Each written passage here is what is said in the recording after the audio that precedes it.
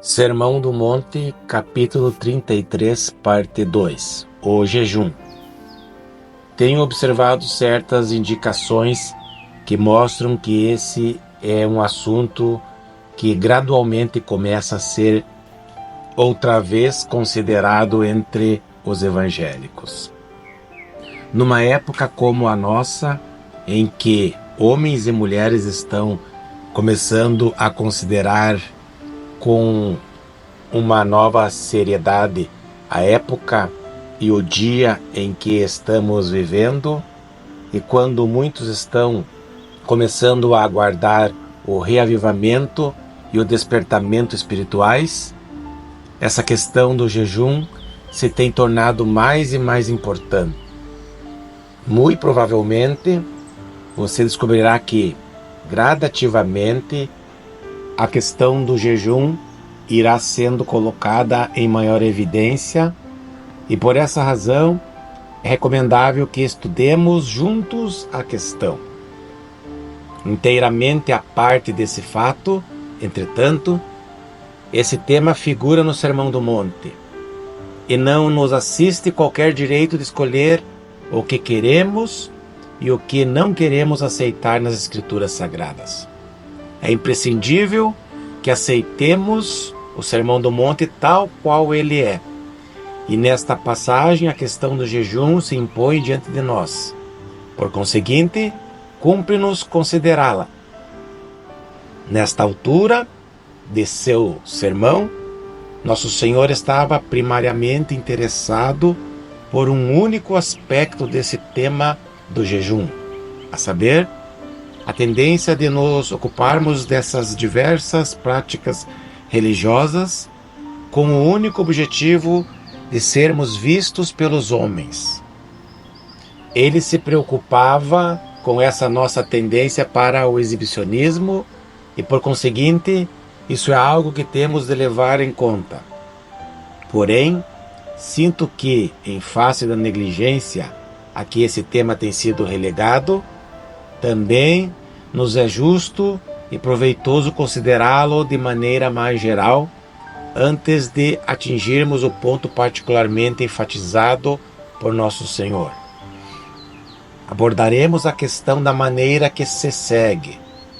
Na realidade, qual é o papel do jejum na vida do crente? Onde cabe essa prática dentro do ensinamento bíblico? De modo geral, a resposta é a seguinte: trata-se de uma prática ensinada no Antigo Testamento. De acordo com a lei de Moisés, os filhos de Israel tinham recebido a ordem de jejuar uma vez por ano, o que era um estatuto obrigatório para aquela nação e para aquele povo para sempre. Mais adiante, aprendemos que, devido a certas divergências nacionais, o próprio povo judeu acrescentou certos jejuns adicionais. Contudo, o único jejum diretamente ordenado por Deus foi aquele grande jejum anual. Ao chegarmos aos dias do Novo Testamento, descobrimos que os fariseus costumavam jejuar 2 vezes por semana. Jamais Deus determinara tal prática, mas eles assim faziam e pensavam que isso fosse uma porção vital de sua vida religiosa.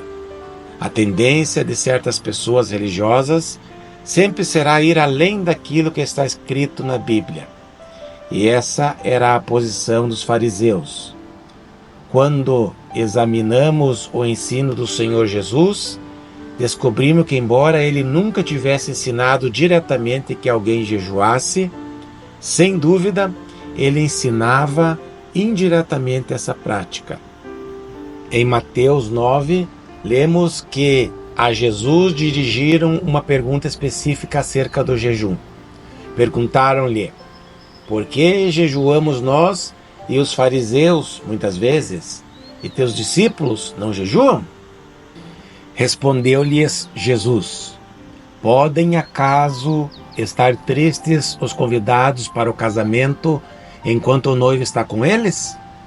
Dias virão, contudo, em que lhes será tirado o noivo, e nesses dias hão de jejuar. versículo 14 e 15. Parece-me que nesse trecho, de forma evidente, temos um ensino implícito sobre o jejum e quase mesmo a sua defesa. Seja como for, o que não se pode duvidar é que Jesus nunca proibiu o jejum. De fato, no trecho que ora consideramos, a sua aprovação ao jejum é claramente obviada. O que ele disse foi: Tu, porém, quando jejuares, unge a cabeça e lava o rosto.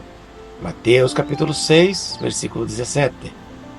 Com base nessas palavras de Jesus, portanto, concluímos que, para ele, o jejum nada tinha de errado e era recomendável ao povo crente. E nós mesmos estamos informados de que ele jejuou por 40 dias e 40 noites, quando, no ermo, foi tentado por Satanás. Então, passando além da doutrina e da prática de Nosso Senhor, e chegando à doutrina e à prática da igreja primitiva, descobrimos que o jejum era praticado pelos apóstolos. A igreja de Antioquia, ao enviar Paulo e Barnabé na primeira viagem missionária deles, só o fez depois de um período de oração e jejum. De fato, em qualquer ocasião importante, quando confrontada por alguma decisão vital, a igreja primitiva sempre parecia entregar-se à prática da oração e do jejum. E o apóstolo Paulo, ao referir-se a si mesmo e à sua vida cristã, aludiu aos jejuns entre as suas práticas e aflições. Ver 2 aos Coríntios, capítulo 6, versículo 5. É patente que para Paulo, jejuar era um aspecto regular de sua vida. Ora, aqueles que se interessam pelas questões atinentes à crítica textual deverão estar lembrados de que, no trecho de Marcos 9, versículo 29, onde Nosso Senhor diz: Esta casta não pode sair senão por meio de oração e jejum, a verdade mais provável é que as palavras finais e jejum não deveriam constar do texto, segundo os melhores documentos e manuscritos, mas isso é bastante inconsequente no que concerne a questão geral do jejum, pois dispomos de todas aquelas outras passagens neotestamentárias que nos mostram claramente que o jejum é reconhecido como prática correta e valiosa. E quando inquirimos a história subsequente da igreja, descobrimos precisamente a mesma coisa. Os santos de Deus, em todas as épocas e em todos os lugares, não somente têm crido no jejum, mas também o têm posto em prática.